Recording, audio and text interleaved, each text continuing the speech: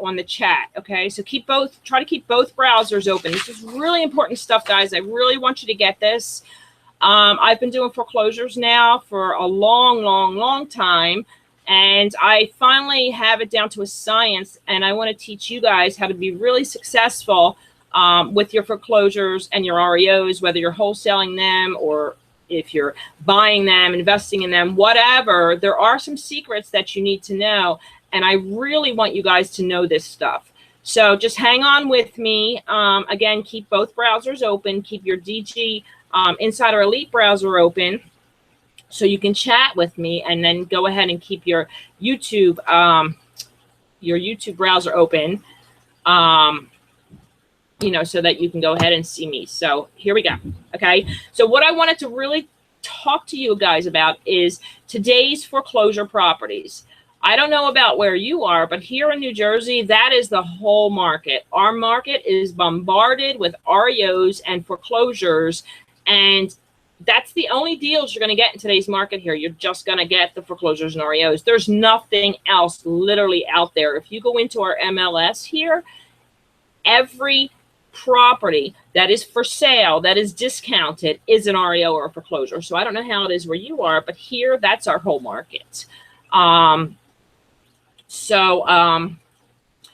just wanted to share with you some secrets that I've kind of learned along the way that will definitely help you guys with your REO foreclosures, whether you're wholesaling them or buying them. There's a couple secrets that I really think you guys should know. The first and foremost thing with REOs that I need you guys to know, and I can't stress this enough, is before you put an offer on an REO property or a bank-owned property, before you put an offer on it, you need to validate that the sheriff's deed has been recorded. Because what's happening is, a lot of times these banks are putting these properties up for sale, and the sheriff's deed hasn't been recorded yet. So guess what happens? You cannot close on that property until that sheriff's deed is recorded in public records. You cannot close. And here in New Jersey, that's taking 12 weeks. That's a 12-week process to record a sheriff's deed from the sheriff's sale or from when the bank takes over the property. So again, before you make an offer on a property, or if you're about to make an offer on an REO property, go in and find your site for your public records, look up that property, and make sure that that sheriff's deed is recorded before you put an offer in on that property, unless you're ready to wait 12 weeks for that property to close, okay? So if it's that good of a deal and you're willing to hang on for 12 weeks, fine, then go ahead. But guess what? There's a chance they may not get that sheriff's deed. And when it's all said and done, they have your deposit on hold, and they're holding your deposit up. And that sheriff's deed may not come in for months. So again, before you make an offer on an REO or a foreclosure property, make sure that sheriff's deed is recorded on that property. Another point that I need to make you aware of is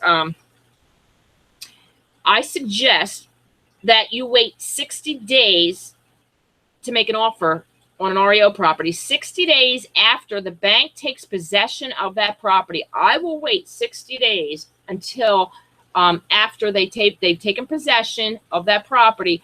Then I wait 60 days, and here's why. Because these properties that the banks have are insured by the government.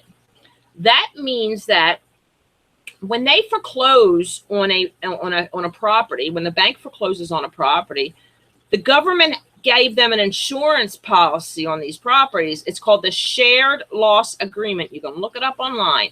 This shared loss agreement states that when the bank forecloses on the property, if they take that risk and they foreclose on the property, the government will give them back the appraised value of that property under an insurance policy. So guess what that means? That means that once a bank takes possession of that property, they are not going to negotiate the price on that property for the first 60 days, because they know that if they hold on for 60 days, the government is going to give them what they're asking for that property, the appraised value of the property. They know that the government's going to give them that in their insurance policy. So for the first, say, 60 days after a bank takes possession of a property, they're insured by the government. So let's say the government, or they've had an appraiser go in and they say that property's appraised is at $150,000. That bank is going to list that property for $150,000, and they're not going to budge on that price, because if they do and they sell for less than that, then they're beating themselves, because they're not going to get the $150,000 that the insurance policy is going to pay them. So I always wait 60 days after a bank takes possession of the property to allow them to go through the shared loss agreement process, get their insurance from the bank, because guess what? Once they get their insurance from the bank, they will negotiate on that property any price, just about any low price that you give them, because they've already been paid for the property. So everything they make over that is profit. So they've already been paid for that property by the government under the shared loss agreement up to the appraised value of the property. So now you're coming in and you're saying, you know what? The house appraised at 150, you had it listed at 150,000. Well, guess what? I'll give you 75,000 for that property. They are more apt to take that now because they've already received the insurance from the government for the 150,000. You get that? So always wait. Try to wait. If you look up online and you see in your public records that the sheriff's deed was recorded on that property, you just want to wait a little bit, okay? You want to wait, even if you wait 30 days before you make an offer on that property, you want to give it time between the time the bank takes possession of that property. Now, granted, the bank takes possession of the property at the sheriff's sale before that sheriff's deed is recorded. So what I'm saying is, look, the bank takes possession of that property, then the sheriff's deed is recorded. Then you wait a little bit for the insurance to run out on that property, and then you hit them with your offer. Because that way you are going to get that property for a lot cheaper than you would have if you would have made your offer during the shared loss agreement insurance agreement. Okay, so again, first things first is I want you to make sure that sheriff's deed is recorded in public records in that bank's name, okay? Because a lot of times what the banks are doing is they're trying to give, I don't know about where you are, but here they're trying to give us contracts between me as the buyer and owner of record as the seller. No way, Jose.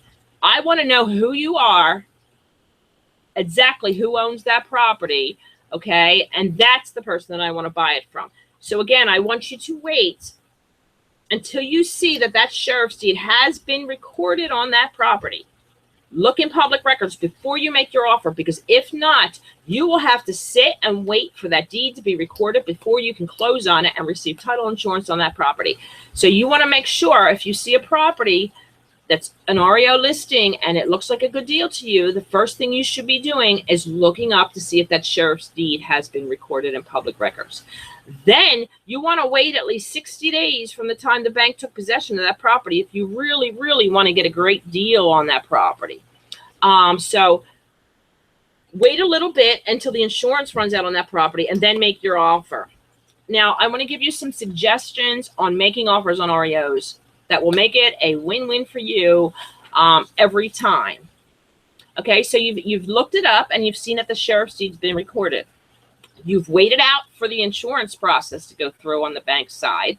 Okay, now you're ready to put your offer in. Okay, now, of course, the first thing you want to look at is banks are more apt to take cash offers. Of course, no brainer, right? They're going to take cash offers. So the first thing you want to make sure is that your offer is cash. Okay, they're going to look at those first. The second thing is drop the inspection contingencies. If you want to get your offer accepted on these REO properties, you need to drop your inspection contingencies on your contract. And I know you wholesalers are all screaming like, that's my 14-day inspection clause. That's the only time I'm going to be able to wholesale this property. I'm sorry, but if you really want to get a good deal on this property, you're going to have to drop that clause. And I'll tell you a little secret. Even if you made your offer and you dropped the inspection clause, 9 times out of 10, the bank's contract comes back and gives you a 10-day inspection clause anyway. So you know that in the back of your mind, I'm going to get a 10-day inspection clause anyway, but when I put my offer in on this property, I'm going to make this offer with no inspection contingencies, because that's going to beef up my offer a little bit, and that's going to get it more likely to be accepted, because banks don't want to be bothered with having to make repairs on these properties, having to, live through your contingencies and afraid that you're going to back out. No, the bank wants a clean cut deal on these properties. So you're going to make an all cash offer, and you're going to drop the contingencies on this property. So you're going to say, here's a cash offer with no inspection contingencies. The bank is going to love your offer if you do that. But keep in mind, again, on the bank's contracts, when they send them to you, you're 9 times out of 10 gonna have a 10-day inspection period anyway. It's an automatic blueprint on their contract, so it usually comes back and says that you have it anyway. So even though you're making your offer with no inspections, chances are you're going to get that inspection period anyway. So thirdly, a lot of times what you want to do is another way to get the offer accepted is give the listing agent both sides of the deal. I know that you say, well, listing agents aren't about all that. They're not looking to take both sides of the deal. Well, guess what? If you make him an all cash offer, no inspection contingencies, and you say to him, you know what? I want you to be both buyer and seller's agent on this and get both commissions. Guess what he's going to do? He's going to work harder for you to get that deal through, so that he gets paid double, because the banks don't give them much. A lot of times the banks have a set commission on these properties where they may, the listing broker or the listing agent gets $1,500, the selling agent gets $1,500. A lot of times there's a set broker commission on there. But by doubling that for the listing agent, 9 times out of 10, he's going to push harder to get your offer in there before all the other offers that come into him. Okay, so even though I'm working with another agent, my loving, loyal agent I work with all the time, she knows that I do this and she doesn't mind, because even if I buy that property through that listing agent, she always, I should say, gets the end sale. So she gets to relist my property when I'm done rehabbing it. So she knows that she's going to make out in the end anyway. And she knows that by me giving that listing agent double commission, both buyer and seller's agent, I have a higher chance of getting that property for the price that I'm looking for. Another thing is, when you make your offer all cash, no inspection contingencies, and you're making the offer to the listing agent for both buyer and seller agent, another thing that you want to do is try to beef up your down payment.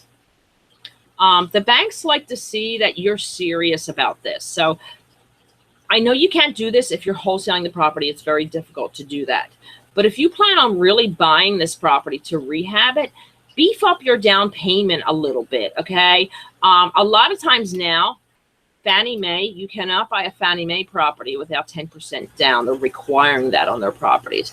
So if you can offer these banks 10% down as a deposit, that again is going to beef up your offer on this REO property. So again, you're going to go an all cash offer, no inspection contingencies, because you're going to get that in the contract anyway. But going up front, they don't know, the listing agent doesn't know what your tactic is. You're going to say no inspection contingencies, but in the back of your head, you're going to have one anyway on the contract.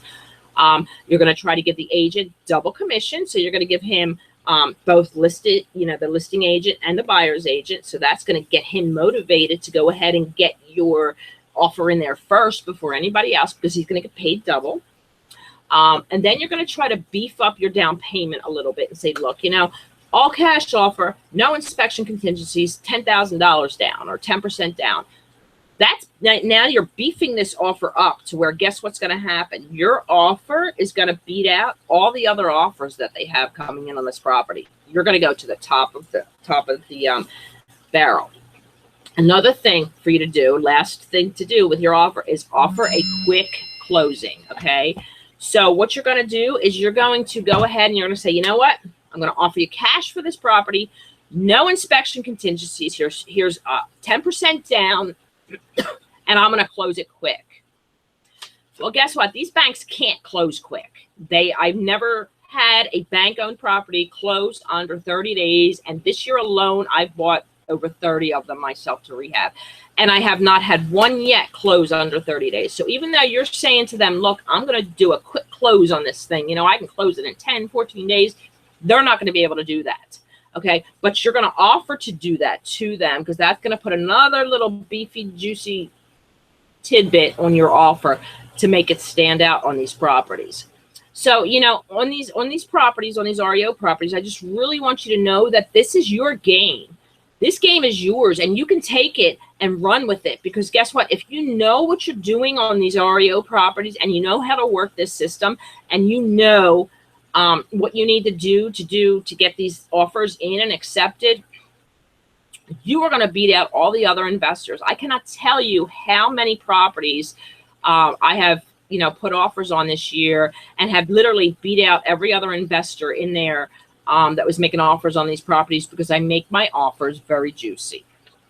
Okay, because if I want it, I want it. I mean, I'm going to tell you, you know, if it's listed for $150,000, I may give you $60,000 for it, but I'm going to have all this beef under it that's going to make you want to take this. And I already know that you got paid your insurance policy by the government on this property. So I know that if I come in at $60,000, you've already been paid on this property by the government for what it's appraised at. So if I offer you 60 grand with a quick closing, all cash, no inspection contingencies, I'm giving the seller's agent, both buyer and seller's agent, and I'm going to close it fast.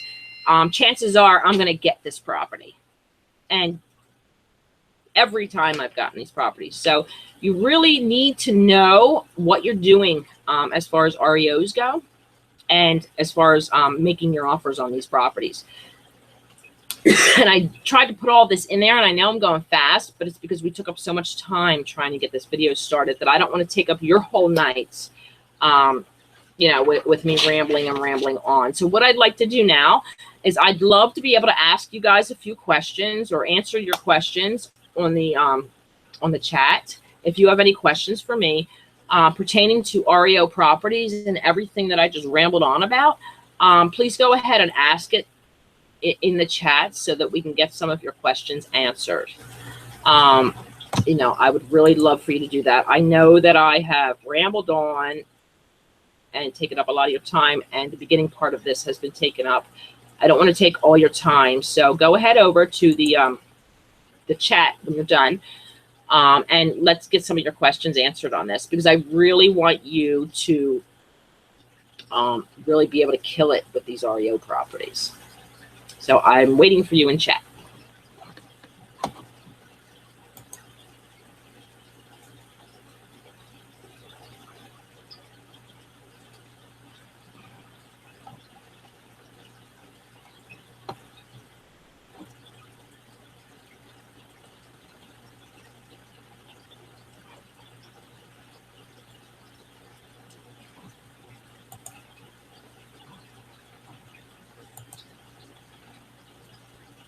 Go ahead when you're done. I know that you need to catch up a little bit here in the chat. So go ahead and ask me some questions, and let's see where we are with this.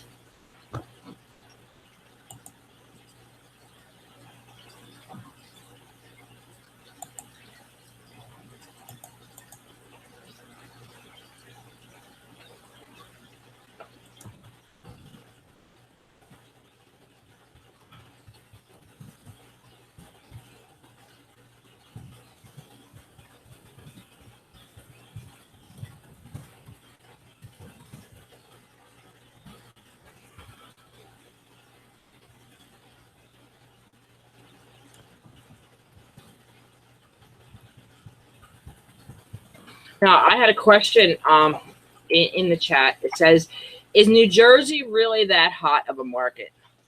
Oh, my Lord, if you only knew right now what we're going through here in New Jersey. You have to remember, in New Jersey, here's the thing. Our foreclosures here were put on hold for 3 years in the courts. Our court system first of all, we were inundated with foreclosures because our taxes are skyrocketing. We've had so many foreclosures. We're the #1 foreclosure state in the country right now. But back in 2011, 2012, 2013, the courts put all of our foreclosures on hold. They wouldn't allow any of them come through the courts until they investigated these banks for all the fraudulent paperwork they were filing. And that hold was a 2-year hold of all these foreclosures in the courts. Well, that hold has just been removed, probably, I would say the beginning of this year. And what happened is it's like a clogged drain. They've had it clogged for so long, and because we've been inundated with so many foreclosures, they are pouring out into this market and saturating this market at a rate that is just insane as far as REOs go. I can't even tell you, on an average in New Jersey, I'm going to say 1 out of every 200 homes is in foreclosure. If you drive our streets, all you see is vacant foreclosure properties. It's insane here. I've never seen anything like it in any of the markets. We are inundated with foreclosures right now. I mean, truly inundated. Okay, do you have a percentage of the asking price that you offer? Yes, I offer. My formula kind of goes like this. I take the ARV. I times my ARV by 0.70. So I times the ARV. I look it up. I research it. I find it. I multiply that by 0.70, which is 70% of the ARV. Then I deduct my rehab costs on that property, and that's how I make my offer. So my offers go in at below 70% because I deduct my rehab costs on the properties as well. So yes, I do have a certain percentage. That percentage, I probably come in at like 50% of the ARV when I offer on my properties. I actually just bought one today. I actually just closed on one today. I have a closing on Friday, and I have another one that I'm supposed to go closing on Tuesday. I've already flipped. I'm going to say I've flipped probably 17 properties already this year, just foreclosures. It's been crazy. And the weird thing is, almost all of them have been still packed with the owner stuff. Like, I have had to do clean outs on like 16 out of 17 of these properties because the banks aren't even cleaning them out because they're getting them so fast. The stuff is still in them. It's just been insane.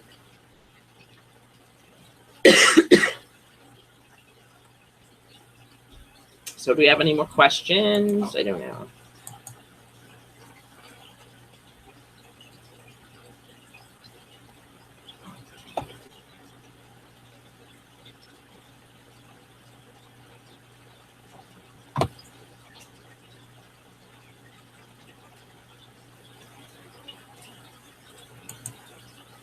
Are you finding these same situations with the banks in other states? Not as much, Andy, honestly. Not as much. I have not seen the same situations in other states as I have here. Maybe Florida, but here in New Jersey, it's all because of the hold and the jam that they had in the courts for 2 years. Do you know, here in New Jersey, it's taking an average of 980 days to just foreclose on one property. That's the average length because we have so many of them in the court systems. It's taken the banks an average of 980 days just to get these foreclosures through the court systems. It's just been crazy. Bruce, I have not been wholesaling these properties. I've been very greedy with them. I've been keeping them myself. I don't think I've wholesaled a property in, oh Lord, over a year. I haven't wholesaled a property because these deals are just too good to pass up. I know that might sound selfish, but now that I have the funds available, I've been buying them instead of wholesaling them. So the deals have just been that juicy here in New Jersey that I just have been buying them.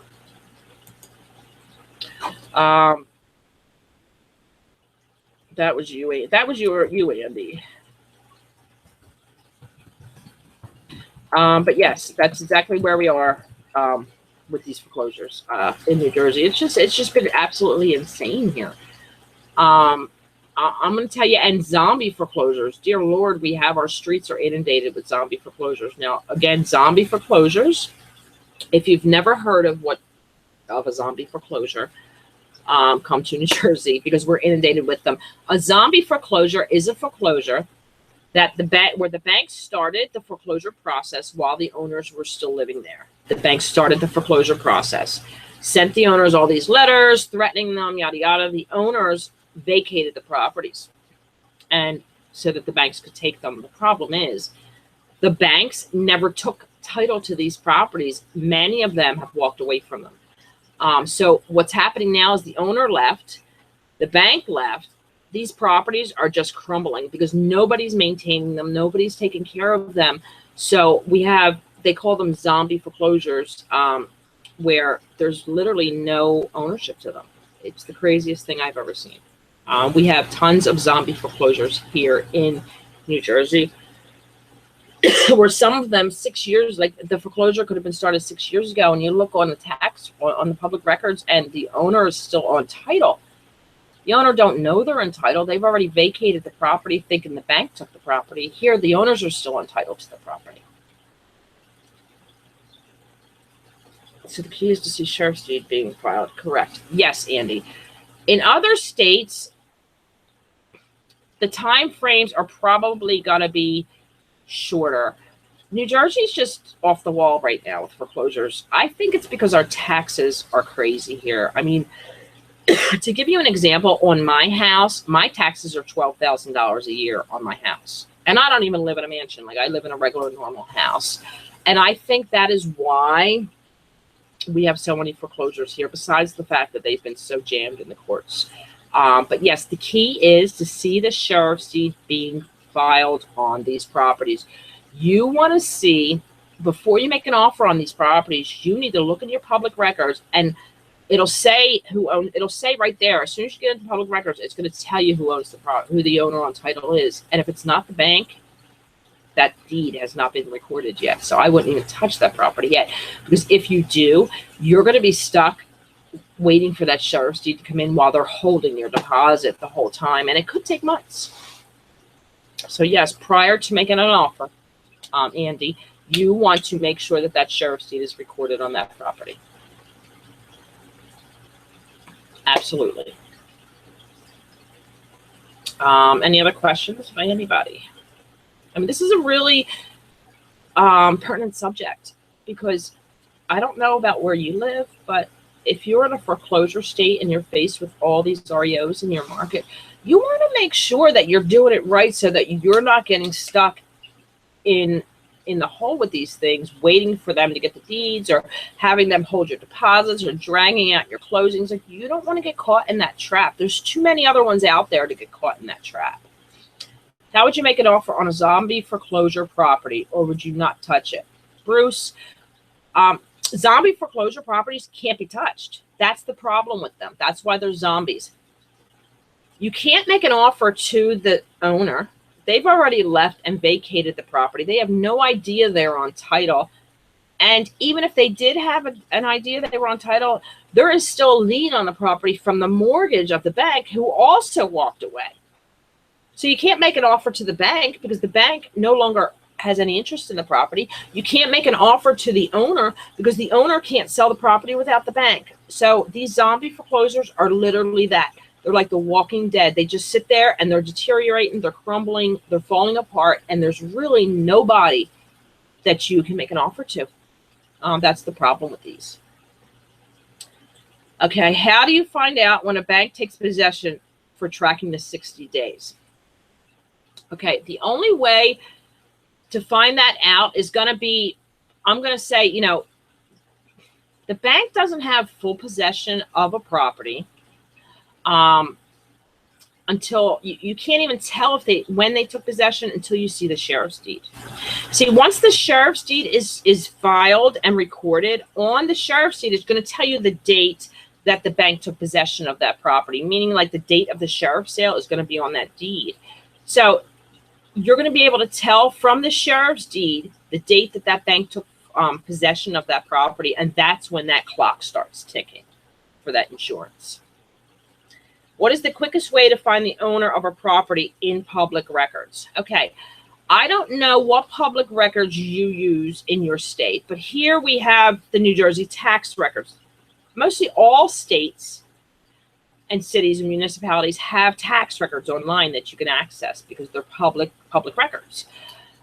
You need to look for the website for your state. So type in, like I have New Jersey tax records. I would type in New Jersey tax records in Google and see if there's a website that shows the tax records. And when I go into the New Jersey tax records, all I have to do is click on the county and type in the property address, and then it'll pull up who owns that property.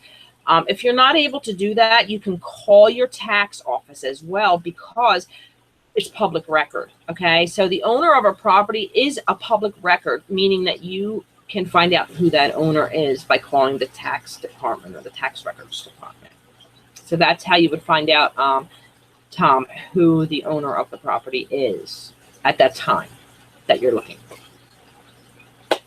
So that's how, like when you go into public records, you can see when you go into public records, it'll tell you owner, if it's the bank's name, and that's the same bank that has the property, well, then you know that the sheriff's deed's been listed. There's usually a little link on there. It'll say sheriff's deed, and you click on it, and it'll pull up the whole sheriff's deed that was recorded, and it'll tell you the date that the bank got possession of that property at the sheriff's sale. So I don't know. Any more questions? Guys, this is really important because I'm going to tell you now, it's only going to get worse. They say that the foreclosure market, foreclosures are dwindling. They are not dwindling. Don't believe the hype.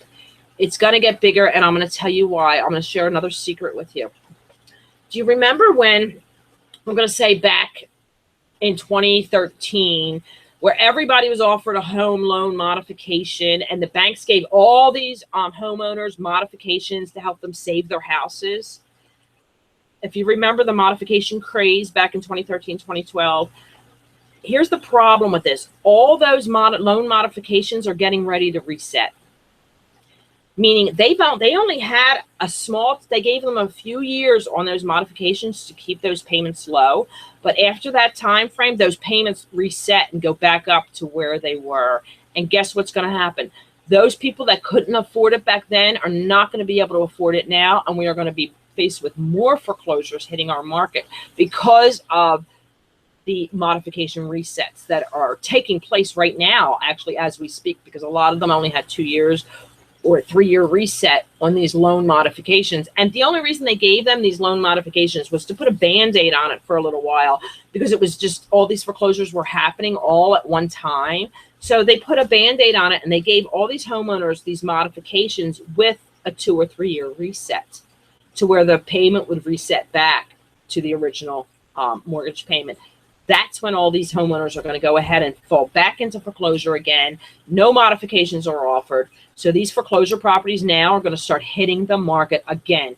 So once you start to see the resets happening, your market's going to be hit as well. And we are going to be hit again with a foreclosure crisis here in America. It's coming. It's happening right now. A lot of these people now are in pre-foreclosures. The resets haven't fully hit them yet. But they will, and you're going to be faced with these bank-owned REOs sooner or later that you're going to have to know these niches on. So, again, I'm telling you this because it is going to happen.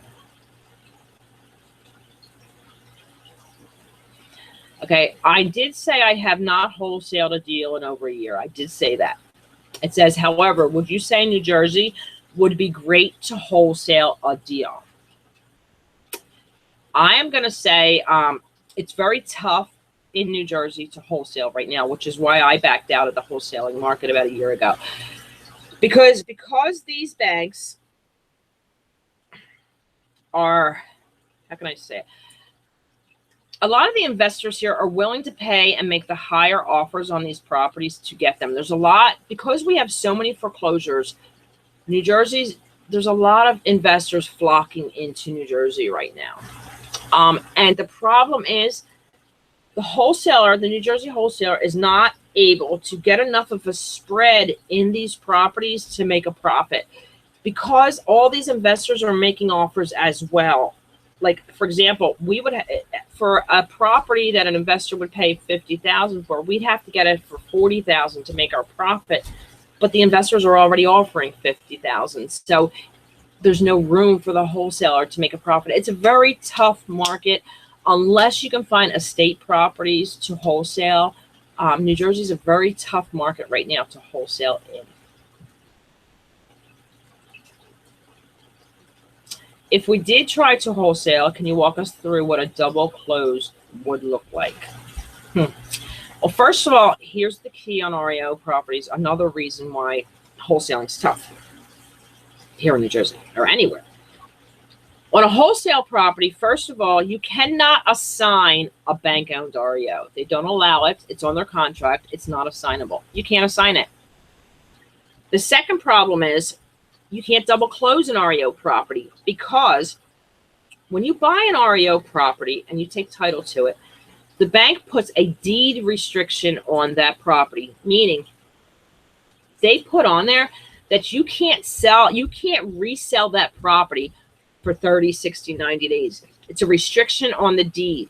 So that makes a double close a no-go, meaning because with a double close, you'd have to close on it and then turn around and resell it immediately to the other buyer.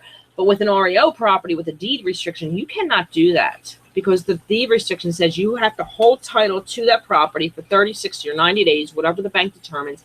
You cannot double close that property. So that's another reason why in New Jersey, wholesaling has become very difficult, because number one, you cannot assign the contracts. Number two, you cannot double close the properties. So unless you're like, if I was to do a wholesale deal here in New Jersey, I would use the land trust method, which is the best method ever. I've taught people in the past about it here in IE. If you look into my chats, or if you look into my contributors corner post, you're going to see a lot of talk about land trust, and that's really the only route. I don't want to get into it right now in this chat because it's a big old chat, but if you look back in the history, it'll tell you how to use a land trust for a wholesale deal. Okay, this says, Andy, I have a large time delay apparently because you just answered my last question. Now, I'm sorry I had to rush through the okay. Can a zombie foreclosure sell for tax sale? That's a great question, Tom. That is a great question. Can a zombie foreclosure sell for tax sale?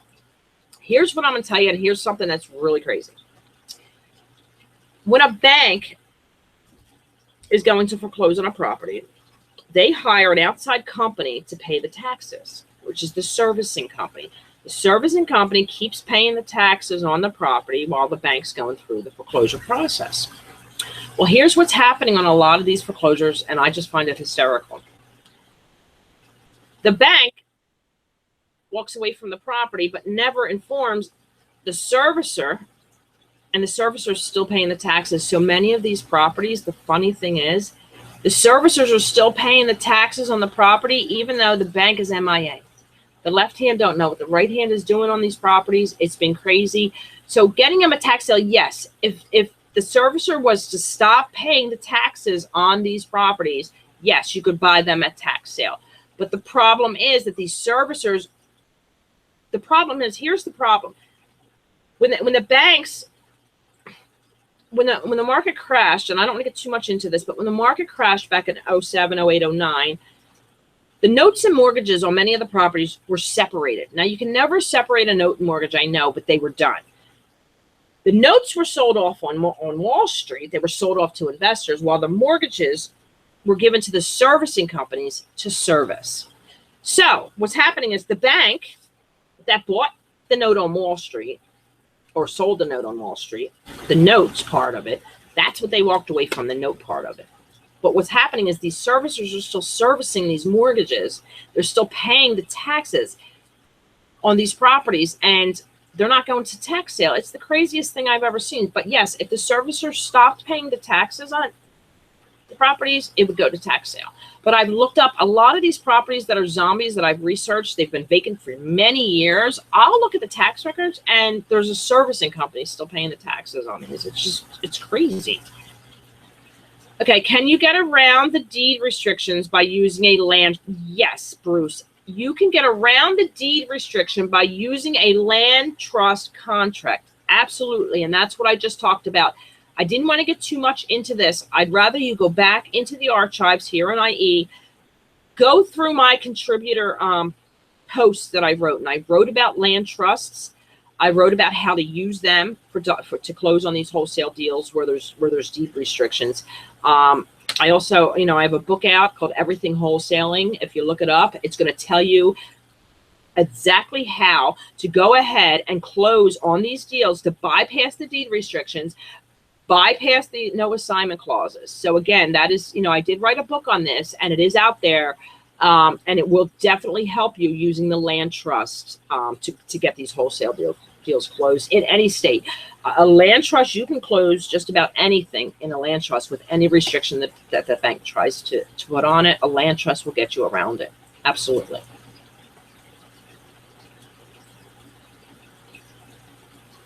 Any more questions, guys?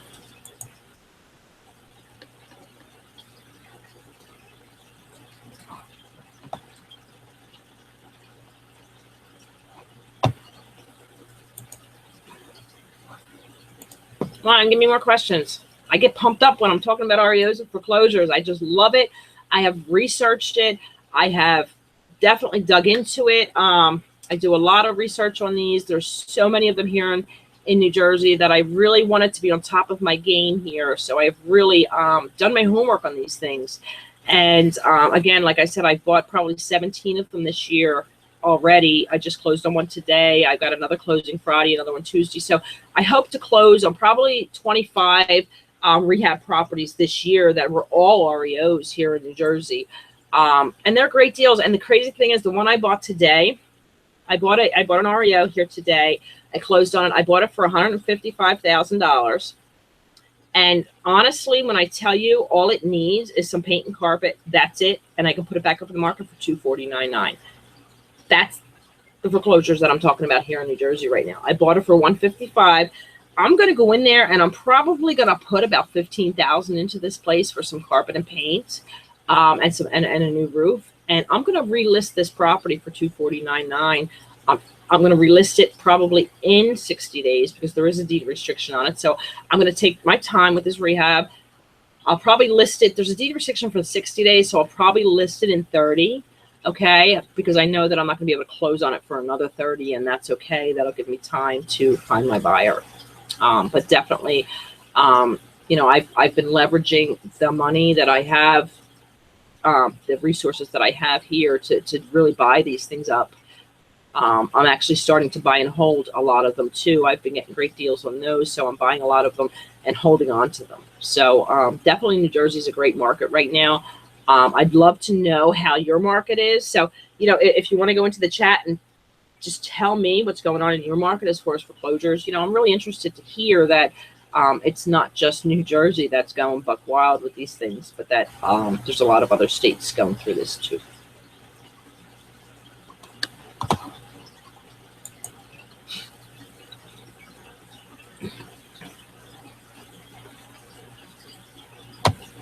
So I'm just kind of waiting on you to see if you have any more questions, because I think I've just blurted everything out I can about these things. I want to hear from you guys.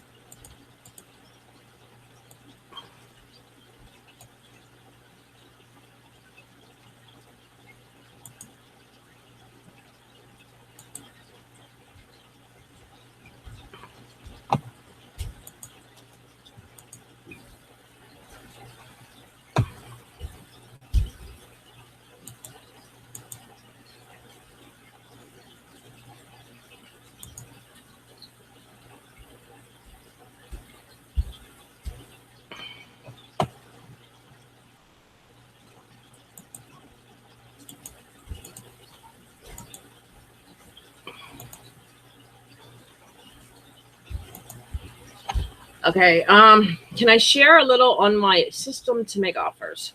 Again, are you referring to the system that I have on how much I offer, on my offer price? Is that what you're asking me as far as my system to make offers? I'm not quite understanding your question. Is it my system as far as how I come up with my numbers, or the system that I just shared you as far as making the offers on REOs physically? What I do again to make the offers on REOs stand out. You want to make a cash offer, all cash, no inspection contingencies. You want to try to give the listing agent both sides. You want to give them a large earnest money deposit and tell them that you'll close quickly. And you will get these properties at killer deals if you stick to that and you're able to do that. You're going to get great deals on these properties. You're going to beat out a lot of other people. But again, before you do that, make sure that that sheriff's deed is recorded in public records.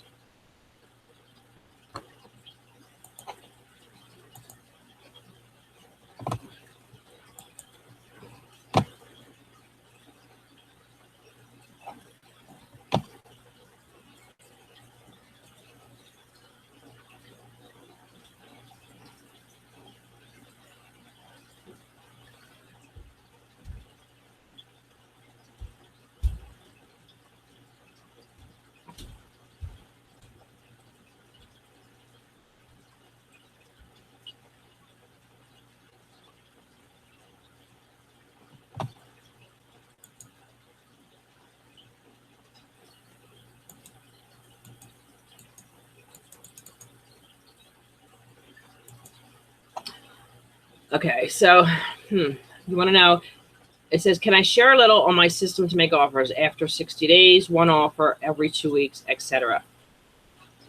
Here, basically, I make an offer on a property.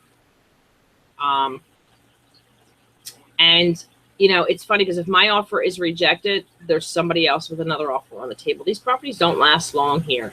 But what I would suggest, if you can in your market, is make an offer on a property. Run your numbers, stay with your offer, stick to where you know that your maximum allowable offer is after you run your numbers. Make your offer on your property. If the bank declines it, you know, have them give you a counter offer. You know, keep it in the back of your head. If you're not ready to meet that counter offer, if you're not even close, if they're not even within 20% of your original offer on their counter, you want to just sit back and you want to wait, and then you want to make an offer again in 2 weeks on the same property with the same offer. Again, their counter at this time after 2 weeks may be the same, maybe a little bit lower. If it's not where you need to be, you just sit back. I'll wait 14 days and I'll put my offer again if that property is still available. I will stay with my offer. I will stick to my offer. I will not offer $1 more than what I know that my maximum allowable offer is. So sometimes after 60 days, if the property is still listed, I'll go back in with my offer. And sometimes by waiting it out, you will go ahead and sooner or later maybe get your offer accepted. But again, it's going to depend on if it's past that 60-day shared loss agreement that they have in place for their insurance with the government. So after that 60 days, definitely go ahead and make your offer, and they're more willing to negotiate after they've already gotten paid. And the thing is, these banks, they get paid the shared loss agreement for the appraised value of the property.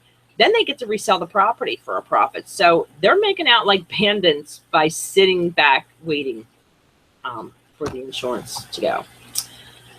Here in Florida, we have problems with liens and violations with REOs. It is the same here. Absolutely. And the problem with the REOs, with the liens and the violations, is because, again, these banks, I don't know how long it's taking to foreclose in Florida. I think it's almost the same as New Jersey because you're also a judicial state, I believe, for foreclosures.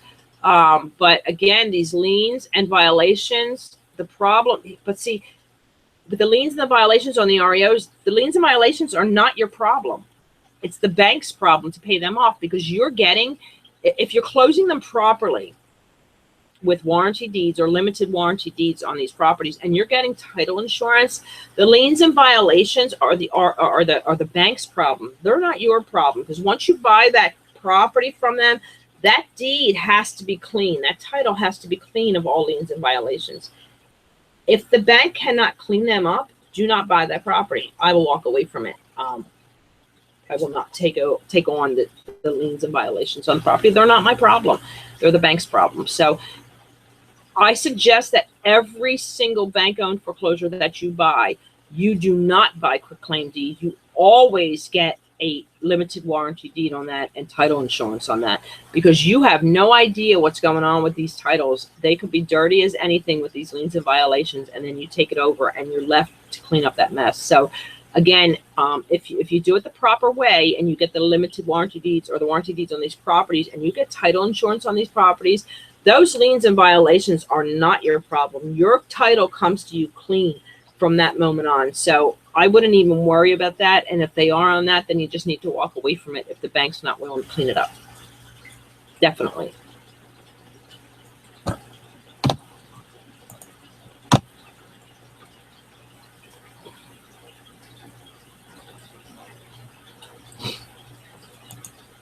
Do we have any more questions, guys? I don't want to hold up your whole night. I know it's after 10. We started a little bit late, but I think I've given you more than enough information in the time that we've been together. So I'm hoping that I've given you the information that you need to be successful in these bank-owned properties. I really do. Do you get your deposit back if you don't close, if the title is not clean? Yes, absolutely. Here's the thing. My deposit is there, and there's always in the contract, it states if the seller cannot close or provide title, or I cannot get title insurance on the property, then yes, I can have my deposit refunded, absolutely, and walk away from the deal. Because a dirty title is not my issue, and I'm going into this property wanting to buy it if it has a clean title. If they can't clean up the title, then they have to give me my deposit back so that I can walk. Absolutely.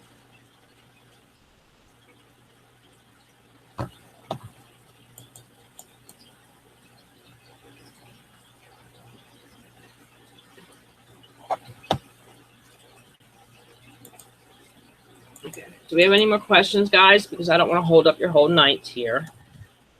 I know we started late, so I don't want to going if you guys have all that you need as far as this goes.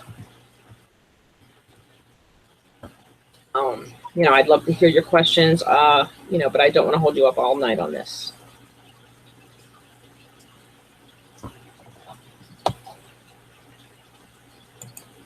You like the fish tank behind me? I'm actually in my son's room. It was the only quiet place in the house. I have a new grandbaby that lives with me and my son and his wife, and the baby has colic, so the baby's been crying a lot. So I had to kind of go into my son's room to find some quietness, and I thought this fish tank was a nice little backdrop for you guys. I thought it was kind of neat. He keeps it cleaner than he keeps his room. Trust me.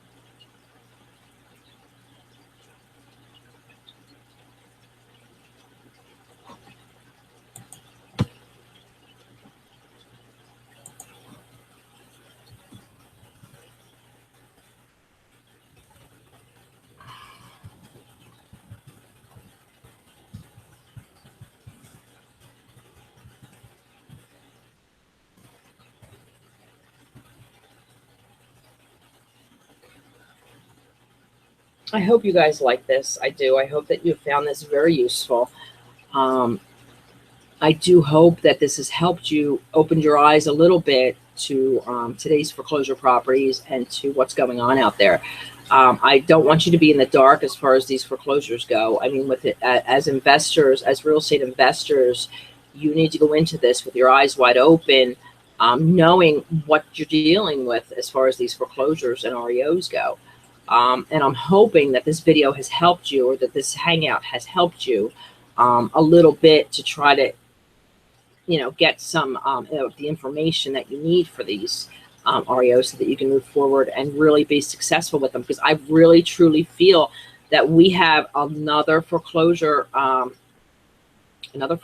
crisis hitting us. It's coming, and I feel that if you guys, the more you guys know about these things, and the more equipped you are as real estate investors, the more successful you're going to be. Because a lot of these loan modifications are getting ready to reset, and we are going to be seeing a lot more foreclosures. Don't think that the foreclosures are over, because they're far from it. So I really want you to have this information on here. So I really do hope that this has helped you with what you need to know as far as going forward with these things. So I'm going to leave you guys go, because I know that it's late, and I know that we took up some of your time in the beginning, and I apologize for any inconvenience our technical difficulties have caused you to get this thing started. But I think that you guys have, it was worth the wait. I mean, I really think that you've got some information going on here. Thank you for hanging out with me here on IE. This hangout was awesome. I love spending time with you guys. So again, thanks again for listening to me ramble. But I really just want you to have the information that you need to move forward. So I really do hope that this hangout was a success, that you are going to go ahead now and just kill it in the REO market. And I'm going to say goodnight now to everybody, because it is late and I don't want to hold you up anymore.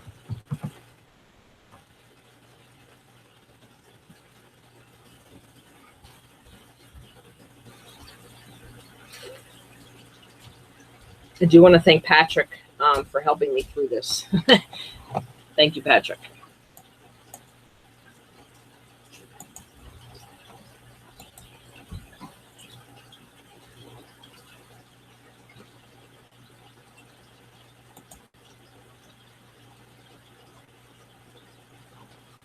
Good night, guys.